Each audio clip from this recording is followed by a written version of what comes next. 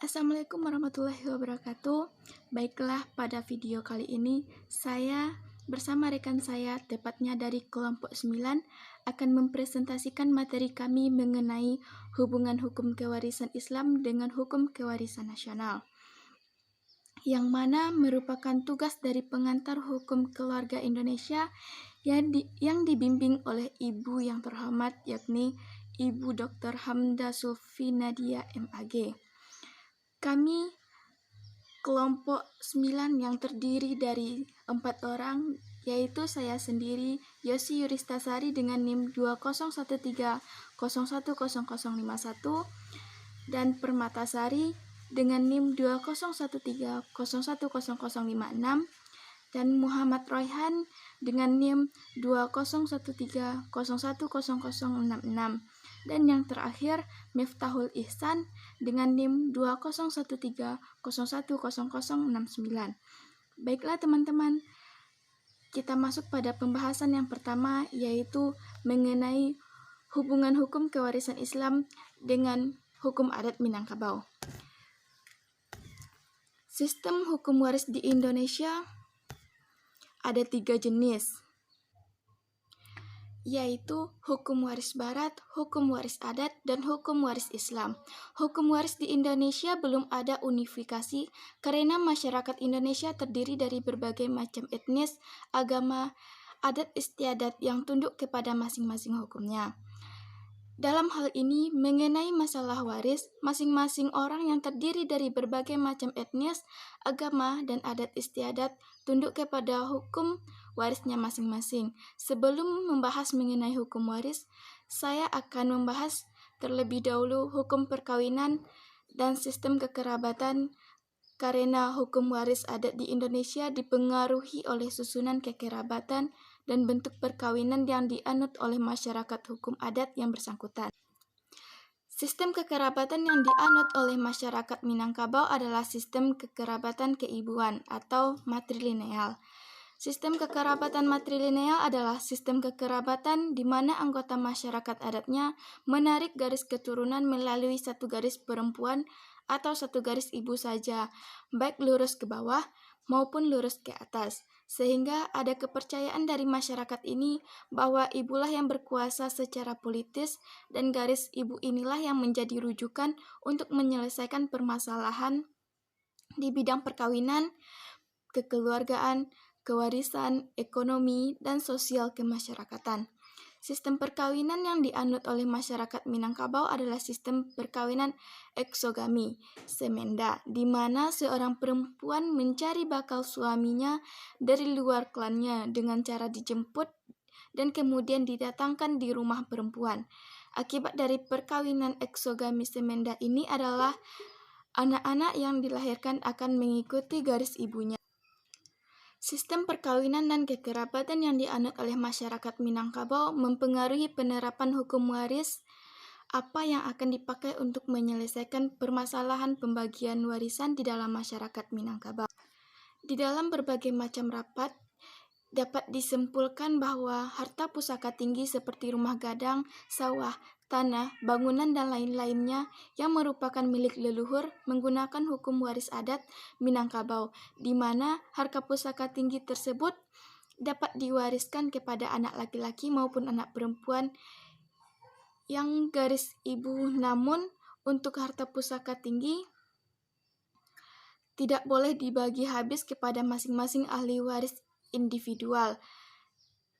Hanya saja para ahli waris dapat memakai, mengolah, lalu setelah pengolahannya mendapatkan hasil, maka hasilnya tersebut boleh dinikmati.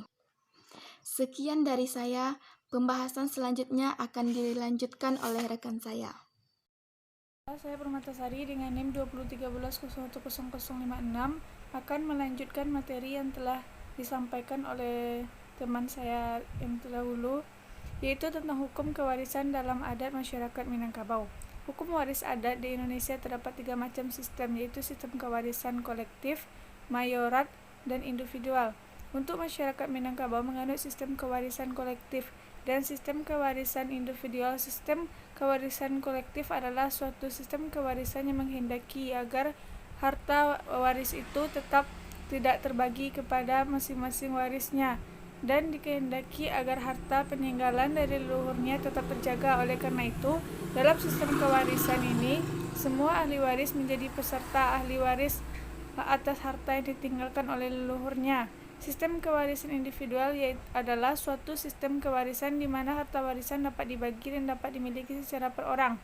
Selanjutnya, di dalam masyarakat Minangkabau terdapat dua jenis harta, yaitu harta pusaka tinggi dan harta pusaka rendah. Harta pusaka tinggi adalah harta yang diturunkan dari leluhurnya atau nenek moyangnya kepada ahli waris, di mana harta pusaka tinggi tersebut tidak boleh dibagi secara habis kepada masing-masing ahli waris, tetapi harta pusaka tinggi tersebut boleh dipakai, diusahakan, dan dinikmati hasilnya. Jadi, untuk mengurus harta pusaka di atas, maka ditetapkanlah seorang mama kepala waris yang merupakan seorang laki-laki dan dari garis keturunan ibu. Harta pusaka tinggi tidak boleh dibagi habis kepada masing-masing ahli waris, karena harta pusaka tinggi merupakan simbol atau merupakan suatu kenangan bahwa leluhur orang Minangkabau tersebut merupakan orang kaya, karena harta pusaka tingginya luas dan banyak. Selain itu, harta pusaka tinggi tidak boleh dibagi habis, karena kalau dibagi habis maka tidak akan dapat membantu keluarganya sendiri yang berkekurangan, seperti misalnya kemenakannya yang membutuhkan dana untuk sekolah. Untuk mendapatkan dana untuk sekolah kemenakan tersebut, maka harta pusaka tinggi tersebut diolah agar menghasilkan hasil, dan hasilnya tersebut dipergunakan untuk membiayai sekolah kemenakannya. Contoh harta pusaka tinggi antara lain adalah rumah gadang, sawah, ladang, tanah, bangunan, dan lain-lainnya. Selain itu, harta pusaka rendah. Harta pusaka rendah adalah harta yang dapat dibagikan secara habis untuk dimiliki masing-masing ahli waris, seperti income atau pemasukan keluarga. Pembagian harta pusaka rendah menggunakan hukum waris Islam atau hukum faraid. Jadi, untuk harta pusaka rendah menganut sistem kewarisan individual. Mungkin cukup sekian, dan selanjutnya akan dijelaskan oleh teman saya. Terima kasih. Baiklah, saya Muhammad Royhan dengan NIM 2013010066. Kami melanjutkan pembahasan pada kali ini, yaitu hubungan antara hukum Islam dan hukum adat dalam menyelesaikan pembagian warisan di dalam lingkungan masyarakat Minangkabau. Hubungan hukum adat dengan hukum Islam dalam makna kontak antara kedua sistem hukum itu telah lama berlangsung di Indonesia. Hubungannya akrab dalam masyarakat. Keakraban itu tercermin dalam berbagai pepatah dan ungkapan di beberapa daerah. Misalnya ungkapan dalam bahasa Minangkabau yaitu adat dan syarak sanda manyanda, syarak mengatur, adat memakai. Artinya, pepatah ini adalah hubungan hukum adat dengan hukum syarak erat sekali, saling topang menopang, karena sesungguhnya yang dinamakan adat adalah syarak itu sendiri. Dalam hubungan ini perlu dijelaskan bahwa adat dalam ungkapan ini adalah cara melaksanakan atau memakai syarak itu dalam masyarakat.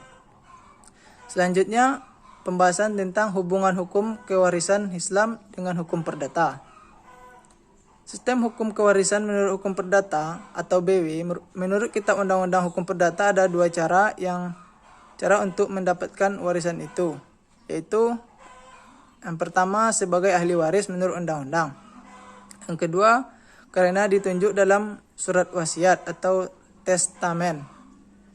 Dalam hukum waris berlaku suatu asas bahwa hanyalah hak dan kewajiban dalam lapangan hukum kekayaan harta benda saja yang dapat diwariskan. Dengan kata lain, hanyalah hak dan kewajiban yang dapat dinilai dengan uang saja. Bila orang yang meninggal dunia tidak membuat testamen, maka dalam Undang-Undang Hukum Perdata ditetapkan pembagian warisan sebagai berikut. Yang pertama, yang berhak mendapatkan warisan yaitu suami atau istri dan anak-anak masing-masing berhak mendapatkan bagian yang sama jumlahnya sesuai dengan pasal 852 BW. Yang kedua, apabila tidak ada orang bagaimana tersebut di atas, maka yang kemudian berhak mendapat warisan adalah orang tua dan saudara dari orang tua yang meninggal dunia, dengan ketentuan bahwa orang tua masing-masing kurang-kurangnya mendapat seperempat dari warisan. Pasal 854 BW. Dan ketiga, apabila tidak ada orang sebagaimana tersebut di atas, maka warisan dibagi dua, separuh untuk keluarga pihak ibu dan separuh lagi untuk pihak keluarga ayah dari yang meninggal dunia. Keluarga yang paling dekat berhak mendapatkan warisan jika anak-anak tahu saudara-saudara dari pewaris yang meninggal dunia sebelum pewaris, maka tempat mereka diganti oleh keturunan yang sah. Pasal 853 BW. Pembahasan selanjutnya golongan 1 dalam golongan ini suami atau istri dan atau anak keturunan pewaris yang berhak menerima warisan. Yang golongan kedua yang berhak menerima warisan adalah mereka yang mendapatkan warisan bila pewaris belum mempunyai suami atau istri dan anak. Selanjutnya golongan ketiga. Dalam golongan ini pewaris tidak mempunyai saudara kandung sehingga yang mendapatkan waris adalah keluarga dan dalam garis lurus ke atas, baik dari garis ibu maupun ayah. Selanjutnya golongan yang berhak menerima warisan. Golongan keempat. Pada golongan ini yang berhak menerima warisan adalah keluarga saudara dalam garis atas yang masih hidup. Mungkin hanya itu yang dapat saya sampaikan. Sekian, terima kasih. Baiklah, saya Miftahul Ihsan dengan NIM 2013010069 akan melanjutkan presentasi dari kelompok kami, yaitu golongan yang tidak berhak menerima harta warisan.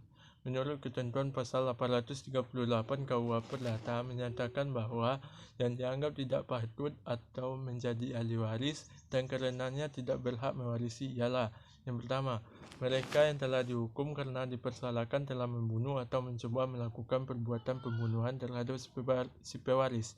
Yang kedua adalah mereka dengan putusan hakim pengadilan dipersalahkan karena dengan fitnah telah mengajukan pengaduan terhadap pewaris mengenai suatu kejahatan yang diancam dengan hukuman 5 tahun penjara atau lebih besar. Yang ketiga adalah mereka yang dengan kekerasan telah mencegah atau melakukan pencabutan surat wasiat dari pewaris. Yang keempat adalah mereka yang telah menggelapkan, merusak, serta memalsukan surat wasiat pewaris. Yang kedua adalah hubungan hukum Islam dengan hukum perdata mengenai pembagian harta warisan. Di dalam hal ini kita dapat mengkajinya melalui perbedaan dan persamaan antara hukum Islam dengan hukum perdata dalam hubungannya mengenai hukum kewarisan. Sistem hukum kewarisan menurut KUH Perdata tidak membedakan antara anak laki-laki dan anak perempuan, antara suami dan istri. Mereka berhak semua mewarisi, dan bagian anak laki-laki sama dengan bagian anak perempuan. Apabila dihubung serta bagian suami dan istri sama dengan bagian anak. Apabila dihubungkan dengan sistem keturunan, maka KUH Perdata menganut sistem keturunan bilateral, di mana setiap orang itu menghubungkan dirinya dengan keturunan ayah maupun keturunan ibunya. Artinya, ahli waris berhak mewarisi dari ayah jika ayahnya meninggal, dan ahli waris berhak mewarisi dari ibu jika ibunya meninggal. Dan jika kita menggali, hal itu sama dengan hukum kewarisan yang dijelaskan menurut Islam.